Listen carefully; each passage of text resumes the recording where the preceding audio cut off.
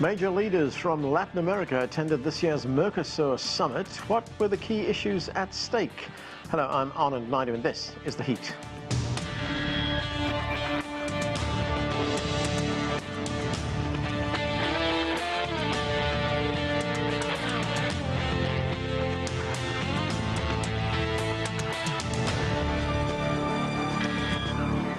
Paraguay hosted the 64th summit of the heads of state of Mercosur and associated states. Leaders from South America talked about addressing regional crises, enhancing relations, as well as boosting domestic and international trade. Argentine President Javier Milei was not there, but the trade bloc did welcome Bolivia as its newest member. Here is what some of them had to say. Excelencias. Excellencies, another priority derives from the utmost necessity to expand the commercial horizons of Mercosur through the negotiation and signing of agreements that allow us to develop the potential of our economies. I want to highlight the importance of leading the bloc to emerging regions that are gaining relevance on a global scale, such as the Middle East and the Southeast of Asia, including countries such as the United Arab Emirates, Singapore and Japan, among others. Y Japón, entre otros. Transformémonos en un Mercosur voraz. Let's become a ravenous southern market with steroids. We haven't progressed much in 30 years. It must end. A possibility would be negotiating with the European Union, which of course is also a player. But we shouldn't put our internal contradictions to the other side, so that we give excuses to those on the other side to avoid negotiating. To discuss this and more, let's bring in our guests. Joining us from London, Bruno Benetti is a PhD researcher at the London School of Economics and a non-resident fellow at the Inter-American Dialogue. From Caracas, we're joined by Lucas Kerner. He's a journalist and political analyst for VenezuelaAnalysis.com. Here in Washington, D.C., Rafael Bernal is a staff writer at The Hill, and joining us from Rio de Janeiro, Marcos Azambuja is trustee emeritus at the Brazilian Center for International Relations and former Brazilian ambassador to Argentina and France. Welcome to all of you to the show. Ambassador, let me start with you. The Argentine president, as I mentioned, Javier Milei, was not in attendance. Some attribute his absence to the fact that there's been a bit of a controversy between him and the Brazilian President Lula. In fact, at one stage, Milei called Lula corrupt. But how much of this was a missed opportunity for Argentina? Well, I'm afraid this is a missed opportunity and something we have to work at peacefully, quietly, and with patience. Governments, when they come into office, come full of enthusiasm, of energy, of ideas which sometimes are not the best ideas. And Brazil has to respond with patience in a constructive way and hope that we'll find ways to accommodate interests and positions which now seem divergent. So we are at a point in which we have to exert great wisdom, great patience, and keep in mind that Brazil and Argentina have had 200 years already of independent life as neighbors, and that we have a relationship which is something to be treasured and valued and not to be thrown away. So we will be patient, we will be restrained, and we will try to be constructive. Right. Ambassador, when you say constructive, I mean, are you confident that these differences that the two countries have, or that Milei has with Brazil's leader Lula, can be put aside and they will come to some kind of agreement?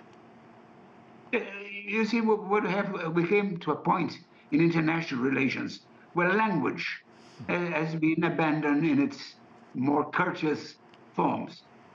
Insults, offense is more or less the way it's done.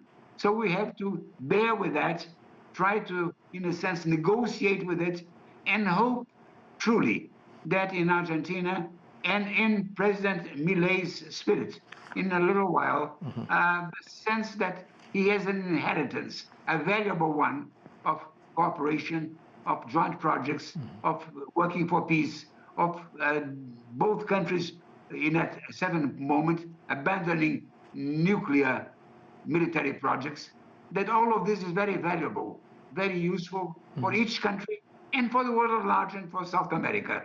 So we have to be patient, we have to be constructive, and we have not to respond to insults and avoid language which would only infuriate public opinion here and there. So we must show, in a sense, a mature and sober attitude to what is going on. Bruno Benetti, you know, as I said, the Argentine president was not there at the Leaders' Summit, but he was at the Conservative Political Action Conference. It would appear that his absence at Mercosur was something that was felt at the gathering of leaders. I mean, this is how Uruguay's president, Lucas Lacalpo, responded to Milei's absence. Let's listen. Porque no solo importa el mensaje. It is not only the message that matters. The messenger is very important. And obviously, I am not going to belittle anyone. But if Mercosur is so important, all the presidents should be here. For me, Mercosur is important. And if we really believe in this bloc, we should all be here. So the question is, Bruno, how important is Mercosur to Milei? I mean, at one stage they were talking about leaving the organization, but the foreign minister who was there actually poured cold water on that. But looking at it more broadly, I mean, how important is it for Argentina? So I think we have to separate. Commercially, Mercosur is essential for Argentina. Brazil is Argentina's #1 trading partner. That won't change regardless of what Milei and Lula's relationship look like. However, since taking office in December, Milei seems to prefer meetings with ideological allies of his, such as former Brazilian President Jair Bolsonaro. He's been in Europe several times, meeting with other leaders of, let's say, the far right. And that's the sort of international forum he prefers. Certainly, this Mercosur meeting would not be one of those occasions, and he would have to face Lula. He would have to face other presidents that have certain disagreements with Argentina. And Milei seems to want to avoid that. But that doesn't mean that Argentina, as you said, would leave Mercosur. I think that's out of the question, even though Milei suggested it during the campaign. But the truth is, the relationship, particularly between Presidents Milei and Lula, are an issue of domestic politics for both of them, in a sense. Rafael Bernal, Bolivia is now a member of Mercosur. The country's Senate, in fact, ratified membership of the organization. The president of Bolivia, who was at the summit, said the bloc, and I'm quoting him here, he said, takes on a strategic character because it means being part of a space of regional integration, commercial exchange, and productive strengthening. What does membership in Mercosur bring to Bolivia? Well, first of all, it brings Bolivia a little bit more of global credibility when negotiating, because let's remember when Mercosur negotiates with other parties, be it the European Union or Singapore or the UAE, they negotiate trade as a bloc. And that means Bolivia, that doesn't really, it's not really an international powerhouse. They can attach themselves to Brazil, for instance, that is an international powerhouse to an extent. But Bolivia also brings a little bit more of controversy again with Milei. Milei has been discussing and giving his opinion on the attempted coup attempt that happened recently in Bolivia. And that's been, well, Arce, the president of Bolivia, hasn't taken that well as one would expect.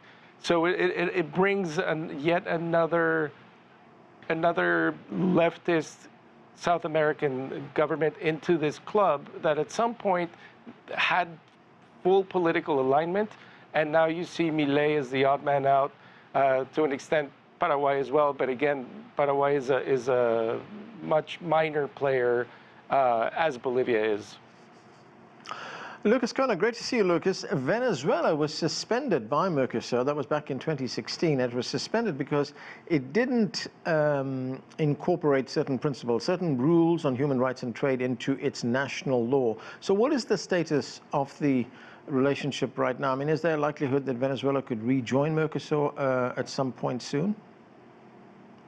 I think that the main problem when we're speaking about the case of Venezuela and the Mercosur bloc as a whole is the primary destabilizing factor is the role, unfortunately, of the United States and of far-right forces in the region that have, in many cases, destabilized democratically elected governments or even overthrown them, promoted regime change. In the case of Venezuela, or we go back to 2016, we had a period in which you had the very hard-right government of Mauricio Macri coming into power in Argentina that, of course, led the charge in alliance with Washington in the effort to promote regime change in Caracas, in league with the de facto government of Michel Temer in Brazil that had likewise come to power through the destitution, the illegal destitution of democratically elected President Dilma Rousseff, who was a longtime ally, as Lula is today, of the government, the Bolivarian government in Venezuela. So that we have a problem of these hard right leaders coming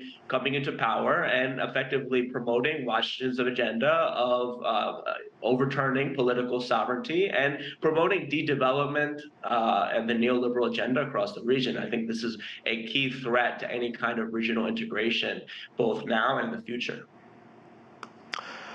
Marcos, Ambassador, probably the most important issue at this year's meeting was that of the EU trade agreement. I mean, we talked about that a little bit earlier on. Negotiations have been going on for more than 2 decades right now. The US stalled on a decision. It's known that the French President Macron, he's not very keen on the deal that's on the table right now. President Lula said the EU has to resolve its own internal contradictions first before we can have a deal with Mercosur. So what's the fate of the deal, do you think? I don't think that there is great hope for a deal between the Mercosur, especially Argentina and Brazil, and Europe. We are both major agricultural exporters. We have a very competitive economy in that area. And Europe is very concerned that our presence would upset a protectionist trend, which is one of the pillars of the European arrangement. So I was not surprised that after 20 years of negotiations, we could not get there, because there is strong resistance to the presence of Brazilian and Argentinian agricultural commodities into the European market. So I think we have to postpone that sine die. I don't see in the line of the horizon any hope that we can overcome resistances, which I'm afraid are going to grow stronger, not weaker, as much as we, Argentina and us, become more competitive. So my feeling is that the effort was made. It was a gallant effort, but a useless one in the end. So we are uncomfortable partners for Europe in that dimension. So I think after 20 years, it's not a lack of talent for negotiations, not a lack of desire to compromise, it's because there was a real incompatibility between what Brazil and Argentina are and can do and what Europe is prepared to accept. Bruno, what is your view on the lack of progress on some kind of a deal between Mercosur and the European Union? I completely agree with the ambassador. I think the problem here is the incompatibility and the fact that the European agricultural interests won't allow this deal to happen. After the recent elections in France, that it's even less likely. And I think it forces Mercosur to reconsider what its role is in the world. For many, many years, this potential deal with the European Union was down there at the horizon, and it was a sort of galvanizing effort that would be the future of Mercosur. That now, as the ambassador said, that deal won't happen, and Mercosur countries need to figure out what the bloc is for. So the original goal of Mercosur was to establish peaceful relations between Argentina and Brazil. That was achieved. The problem now is whether Mercosur can be a platform for the integration of these countries into global trade. So far, it hasn't been. And this doesn't have to do necessarily with now Milei and Lula. This has been a problem for decades. Yeah. So I think it's back to square one for Mercosur. Right, and Bruno, and if you look at some of the trade deals that have been signed by Mercosur with Singapore, with Japan, with the Andean Community of Nations, Israel, Egypt, Palestine, what can you tell us about those deals? Usually they are the low-hanging fruits. They are deals with countries that don't have significant agricultural sectors or that don't compete necessarily directly with Mercosur agricultural products, and that makes it easier to sign these sort of deals. I think, Mercosur should be much more ambitious if it really wants to be a platform for global integration. There are negotiations ongoing with India, with other European countries outside of the EU, and I think they should pursue those, but at the same time understand that the world right now is not the world of when in the 1990s when Mercosur was created. It's a much more protectionistic, much more fragmented international system, and Mercosur will need to find its role within that. Okay, and we are going to take a break right now. More of our conversation on the Mercosur summit coming up. Stay with us, you're watching The Heat.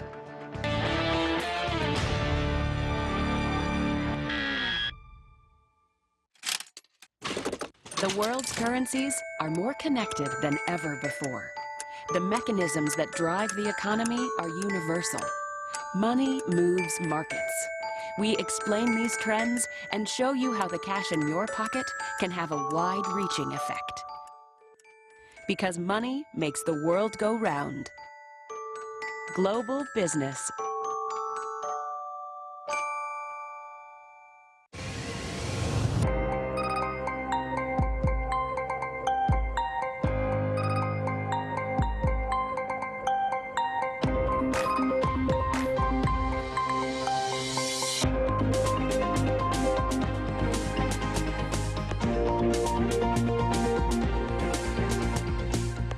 To know about China.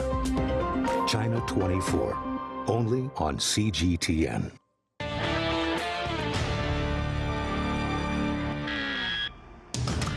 Welcome back to the show. We're talking about the summit, the Mercosur summit, which took place in Paraguay. Lucas, let me start with you for this part of the show. And I should add that in addition to you being an analyst at VenezuelaAnalysis.com, you're also a PhD candidate in Latin American and Caribbean history at Harvard University. But getting back to something that Bruno mentioned a moment ago, and that is Mercosur trying to figure out its role in the world. I mean, there are ongoing negotiations right now between Mercosur and the UAE, Vietnam, as well as ASEAN. I mean, could we expect some kind of movement on this? Where do they stand now? I'm not privy to the details of these particular negotiations that are underway, but I would emphasize what the other guests have stressed, that the key questions of the preponderant role of agribusiness and how this relates to the broader balances and imbalances within these economies and on a global level, and that certainly if Mercosur serves as a platform for exporting Brazilian and Argentinian agribusiness, particularly soy, this certainly it is beneficial to these fractions with these enterprises in the country, but is not necessarily conducive to their overall development as a whole, given that in many cases, agribusiness, which promotes heavily centralized and concentrated land ownership, and in fact to the detriment of food sovereignty, to petty production, to small farmers. It generates these massive imbalances both within the country but also internationally, and weakening the ability of other countries to secure food sovereignty. So I think these are big questions that governments, of all kinds of ideological orientations are going to have to deal with in the course of these negotiations. And we're talking about many different cases with Vietnam, which has a very different kind of, more sovereign developmentalist trajectory, similar in some ways with China. Whereas others, such as the UAE, which is a much more, oil-based, monarchy that, or dynastic kind of political and economic arrangement that is in many ways very retrograde. So I think these bigger political economic questions of what kind of development is more urgent than ever. And I think these are what democratically elected governments and their constituencies are going to have to debate in the course of these negotiations. But regarding the actual technical questions, I would defer to my other guests, to my other co-guests. Okay, sure. Rafael, on the question of, Mercosur trying to find a role for itself in the world that exists today. I mean, Mercosur has been around for 33 years. It's not made much progress in terms of trade, whether it was regional trade or trade outside the bloc, for that matter. And some say that the fact that that has not happened is due, in some instances, to the fact that there is protectionism and there is political instability. How do you see it? Yeah, I mean, certainly Mercosur is a sort of a product of this this neoliberal idea of democracy through capitalism. And frankly, it worked. It achieved that peace between Brasilia and Buenos Aires. But as the other guests have said, the sort of the commercial value of Mercosur is a little bit in doubt. Who around the world really melds well with Mercosur? It's much harder for Mercosur to find a clientele than, for instance, in the North American Free Trade Agreement, where the three economies actually, they converge well together. So there's then the political, how can the Mercosur countries use their union, their unity politically around the world? Well, that becomes difficult again, because as we talked at the beginning, there are very stark political differences right now between the countries of Mercosur. And added to that, there's a huge imbalance. In that sense, it is kind of similar to the USMCA or post-NAFTA. That Brazil is just so much bigger, such a bigger economy.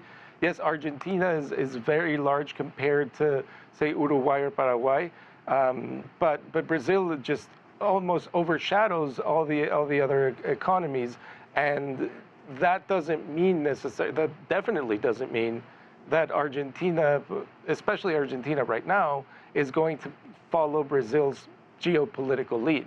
So it does kind of leave Mercosur at a, does it have a future, or did it just accomplish what it was supposed to accomplish 30 years ago? Ambassador, what are your thoughts on where Mercosur is heading and the role it can play in the world? Well, Mercosur did not expand. Mercosur, in a curious way, fulfilled a role in creating better political relations among neighbors, in creating strong forces for democracy, in eliminating rivalries which were historically irrelevant, in a sense diverting efforts from very negative nuclear projects. But we have not succeeded in what we meant centrally to do, which was to create a free trade zone, the embryo of perhaps a customs union. Because the countries were not quite prepared for that, we did not expand as fast as it should. You know, the organizations like Mercosur or the European Union need to grow. Europe went from 6 to 9 to 12 to 21 and went on. And Mercosur remains basically the original grouping. So we did not make new converts. We did not attract Chile, which would be an essential ingredient. We have not made a deal, really an effective one, with the Andean Pact. So Mercosur has done a lot of good things for South America, for Southern South America, but we had not generated the momentum to achieve what we set out to do. We are not really a free trade zone. We are one, but with many loopholes and imperfections. So the trouble is this is a project which succeeded where we did not expect it to do, which was to generate trust, strengthen democracy among its partners. But it failed to some extent in promoting the kind of economic and commercial energy which we still lack. So basically, Mercosur succeeded where it was not expected to do, and failed in its core business, which was to generate really integration among countries which remain oriented to foreign markets, now Asian, very remote, and it helped some, but not as much as we hoped. Ambassador, I want to ask you about one bilateral relationship, between Brazil and, of course, the newest member of Mercosur, which is Bolivia. There's a planned meeting between the leaders of the two countries, which will take place at the home of President Lula. What can you tell us about this relationship? I didn't quite get your question, please. No, Would you repeat it? Right, yeah. There is a planned meeting between the leaders of Bolivia and Brazil, which will take place right after this summit. What can you tell us about their bilateral relationship? Well, bilateral relations, South America in its top leader form operates a bit like a club. What Milei is doing is upsetting the rules of the club. We believe it very much until now in something we call presidential policies, presidential diplomacy.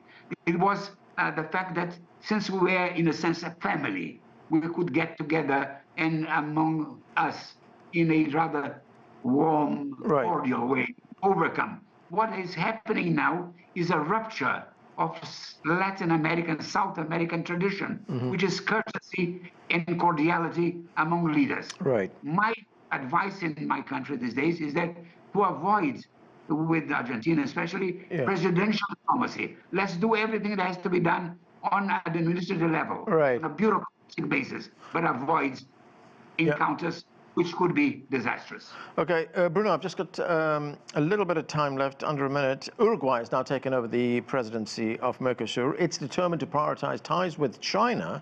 There's been a bit of a problem in the past because in 2021, Uruguay announced it would seek a deal with China outside of the group, and that was not something that's allowed by the organization's rules. So where do you see that going? Well, I think as we discussed, with the negotiations with the European Union, all that concluded, it's not going to happen. I think the pressure from Uruguay to make Mercosur more flexible and to allow the smaller members in particular to seek bilateral trade agreements will continue. Lula has said that he would be willing to explore a Mercosur deal with China. I think that would be very complex and would take several years. So I would expect, as Argentina and Brazil can get their act together, let's say, in terms of where the Mercosur is heading, I would expect pressure from Uruguay to continue in that regard. Okay, and that is where we have to leave it. Thanks to all of you for being with us. That is it for this edition of The Heat. I'm Arund Naidu in Washington, D.C.